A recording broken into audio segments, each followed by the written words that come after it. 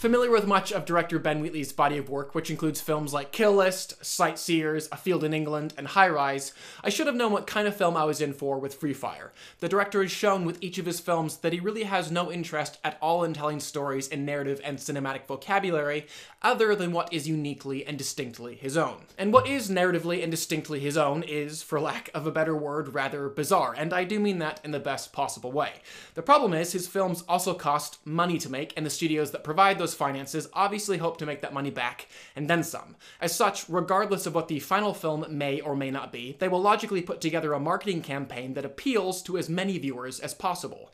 And the marketing campaign that they put together for this film really did try and sell it as a movie from three different popular filmmakers: Guy Ritchie, Quentin Tarantino, and Martin Scorsese. And you really did see those filmmakers' styles in Free Fire's trailers. You see the rock and roll pulse found in nearly every one of Ritchie's films. You hear the snappy dialogue thrown out between a large ensemble as seen in many of Tarantino's films. And you see a crime thriller, as well as Martin Scorsese's name attached as an executive producer. So with that said, what I really feel compelled to now inform you is this film is none of those things. Again, this is a Ben Wheatley film, and this artist really isn't interested in presenting anything except from his own unique point of view. And really what he is presenting in this quick 90-minute film is a metaphor for life, or at least how he sees life, which I will tell you right now is rather pessimistic, if not wholly nihilistic. And in that regard, he is quite successful. The reason that his combatants spend much of the second half of this film crawling around on their bellies in a fantastically production-designed warehouse, shooting wildly at their foes and sometimes at their allies as well,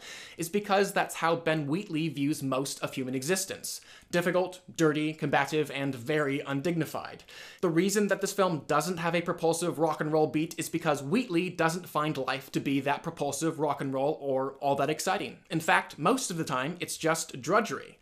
The reason that you have a cast of characters who are really more a cast of clowns than anything is because Wheatley doesn't see much of humanity taking serious really any part of life, choosing the easier routes of laughing off the pain and smoking, drinking, and drugging away the hardships. The reason that the camera work is frenetic, the geography confusing, and many of the characters' objectives unclear is not because Wheatley is a bad director, but because he's a good one, making intentional choices that communicate how he sees life.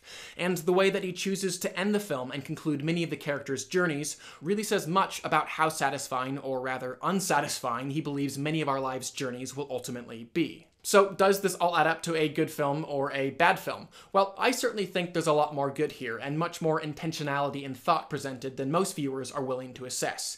Even so, I can't necessarily say that this film was an overall enjoyable time. Again, I think Wheatley has a rather pessimistic outlook on life, and that is certainly felt from start to finish. Nonetheless, some excellent cinematography, outstanding performances, clever dialogue, and very solid direction do earn this film a 3 out of 5. I would still love to know what you guys thought of the film though, so definitely comment below and let me know. Having watched the trailers, did you feel like you were being set up for a slightly different film than the one you ultimately got? I would love to hear all about it. And finally, please do subscribe. I'm going to continue to review films and television on this channel, and I would love for you to stay up to date on all of those things. But for now, I'm Hartwell. This is The Heartbeat. Thank you for joining me.